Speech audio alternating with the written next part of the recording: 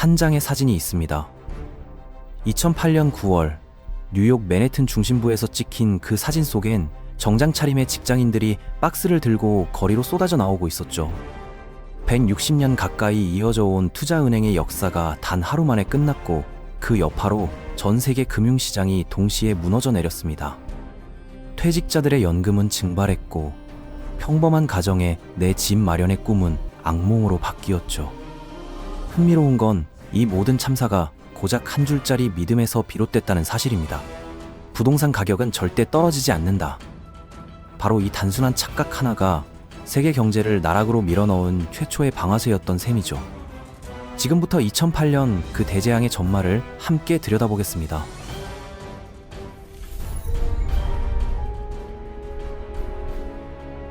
2000년대 초반 미국 사회를 지배하던 분위기가 있었습니다. 월세를 낼 바엔 차라리 집을 사는 게 낫지 않을까. 이 말은 그저 평범한 조언이 아니었어요. 거의 종교에 가까운 확신이었습니다. 주택을 소유하는 것, 그게 곧 성공한 삶의 증거였고 안정된 노후를 보장받는 길이라 여겨졌으니까요. 내 집을 가진 사람만이 진정한 성인으로 인정받던 시대였던 셈이죠. 그런데 당시 미국 경제는 그리 밝지 않았습니다. IT 버블이 붕괴되고 나서 얼마 지나지 않아 9.11 테러까지 벌어지며 소비 심리가 얼어붙었거든요. 이에 연방준비제도는 한 가지 묘안을 꺼내들었습니다. 시중에 싼 돈을 대량으로 풀어보자. 금리를 최대한 낮춰서 사람들이 빌리기 쉽게 만들자. 실제로 금리가 거의 1% 수준까지 내려갔습니다. 자금 조달 비용이 낮아지니 대출이 쉬워졌고, 대출이 쉬워지니 사람들은 지갑을 열기 시작했죠. 주택을 구매하고 자동차를 사들이며 주식에도 투자하기 시작했습니다.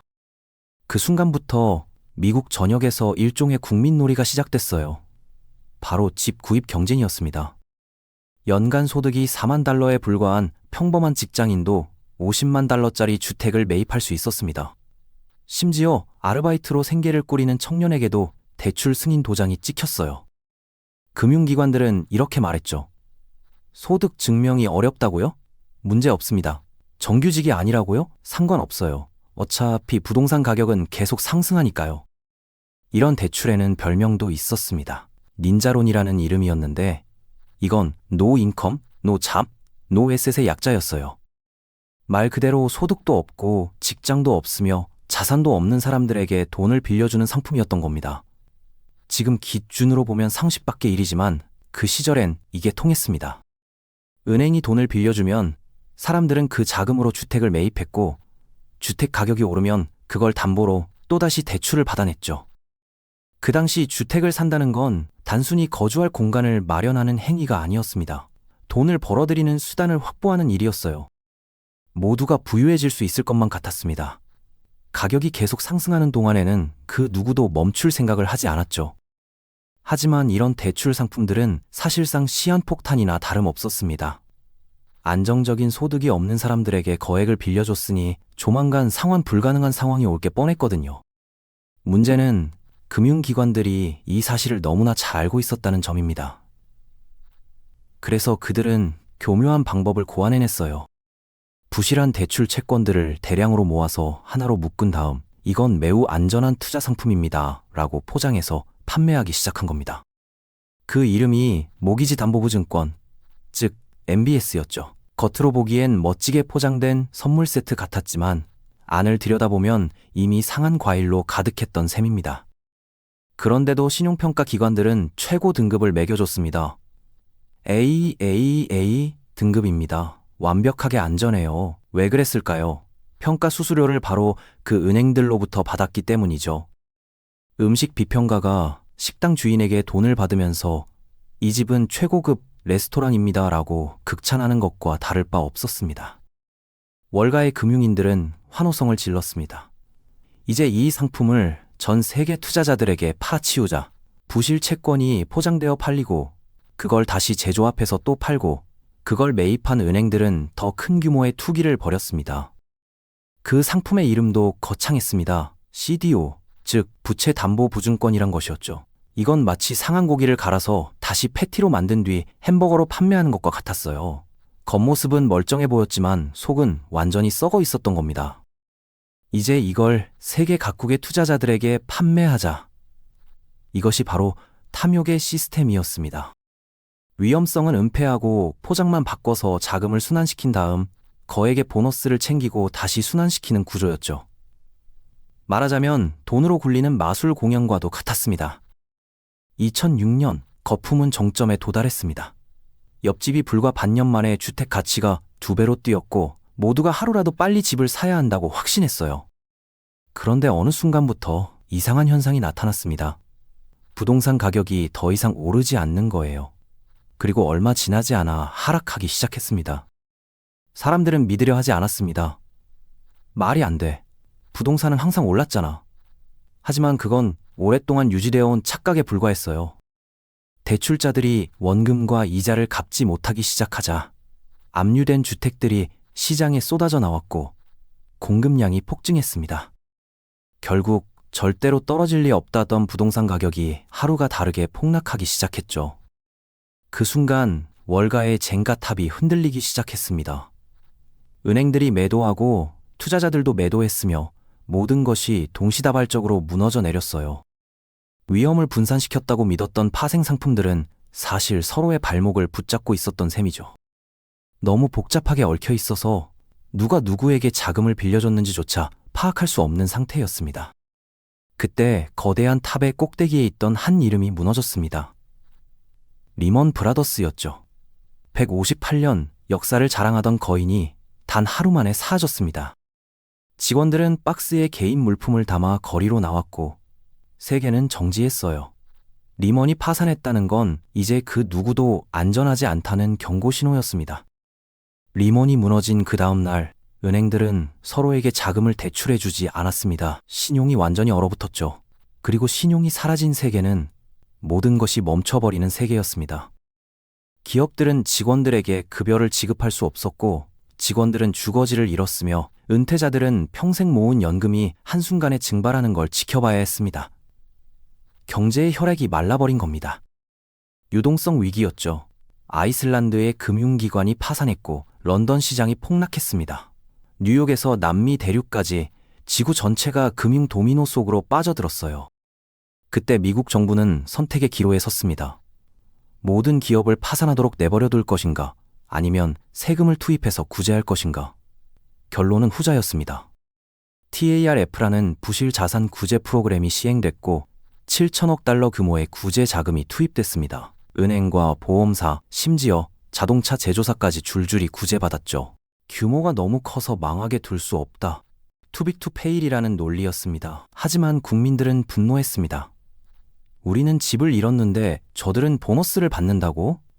2011년 뉴욕의 주코티 공원에 수천 명이 모여 외쳤습니다. 우리는 99%다. 주거지를 잃은 사람들은 거리에서 시위를 벌였고 탐욕으로 재산을 불린 사람들은 거액의 보너스를 챙겼죠. 정의는 실종됐고 남은 건 불신뿐이었습니다. 부유층은 구제받고 서민들은 버려졌습니다. 그리고 그날 이후 사람들은 깨달았어요. 자본의 시스템은 공정하지 않다는 걸. 정의는 대차 대조표 어디에도 기재되지 않는다는 걸. 금융기관이 파산하면 구제받지만 당신이 파산하면 방치된다. 2008년은 그렇게 막을 내렸습니다. 시스템은 살아남았지만 신뢰는 제로 변했죠. 2008년이 우리에게 남긴 교훈은 명확합니다. 다음번 위기는 지난번과 다른 모습으로 찾아옵니다. 표면적으로는 무해해 보이죠. 수익성도 있어 보이고 안정적이기까지 합니다. 하지만 그건 언제나 폭발하기 전까지만 유효한 착시입니다. 그렇다면 우리는 어떻게 대비해야 할까요? 지금부터 5가지 생존 전략을 말씀드리겠습니다.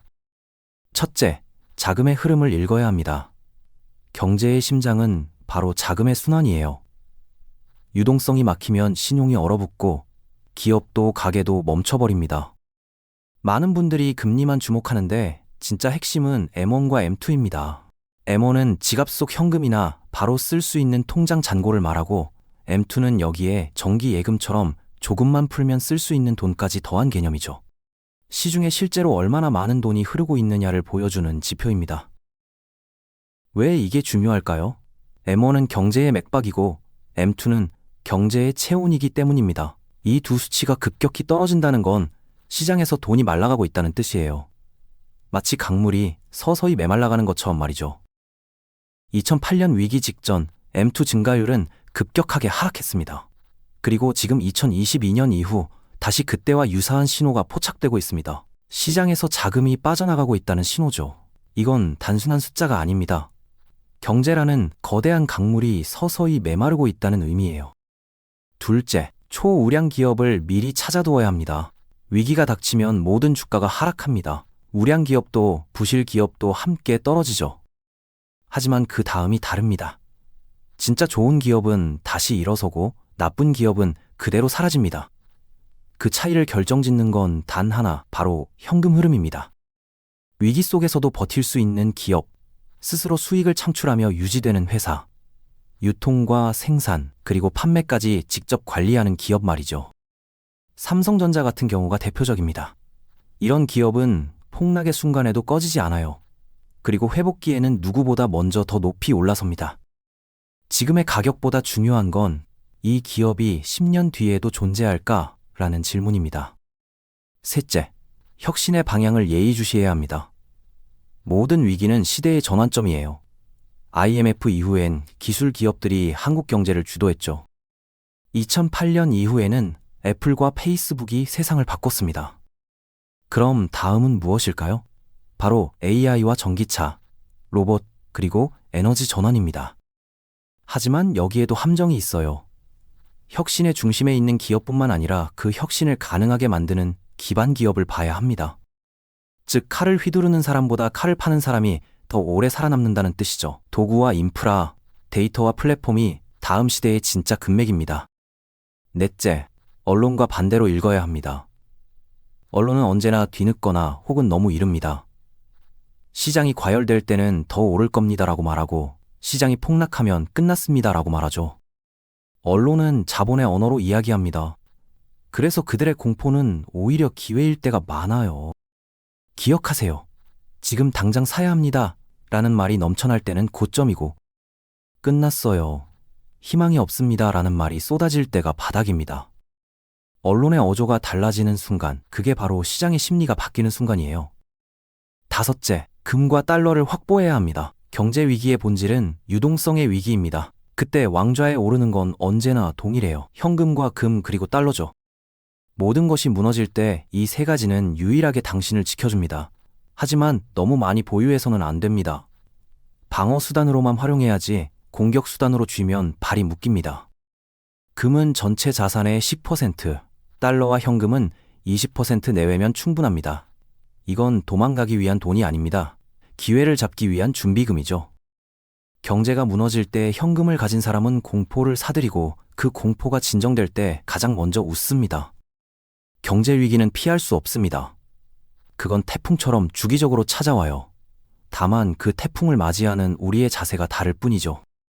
어떤 사람은 그 바람에 휩쓸려 나가고 어떤 사람은 그 바람을 타고 날아오릅니다. 그 차이는 예측이 아닙니다. 준비의 차이예요. 자금의 흐름을 읽고 견고한 기업을 찾아두며 혁신의 방향을 살피고 언론의 신호를 거꾸로 해석하며 금과 달러로 방패를 세워두는 것. 이 5가지를 꾸준히 지킨 사람만이 다음 폭풍 속에서도 흔들리지 않습니다. 지금 이 순간에도 어딘가에서는 누군가가 다음 위기를 준비하고 있습니다. 그들은 두려워하지 않아요. 오히려 그날을 기다립니다. 왜냐하면 그들은 알고 있거든요. 위기는 준비된 자에게만 기회로 보인다는 걸 말이죠. 다음 위기가 왔을 때 당신은 공포 속에서 팔 사람입니까? 아니면 계획대로 사는 사람입니까? 위기는 준비된 자의 기회입니다. 이제 당신의 차례예요.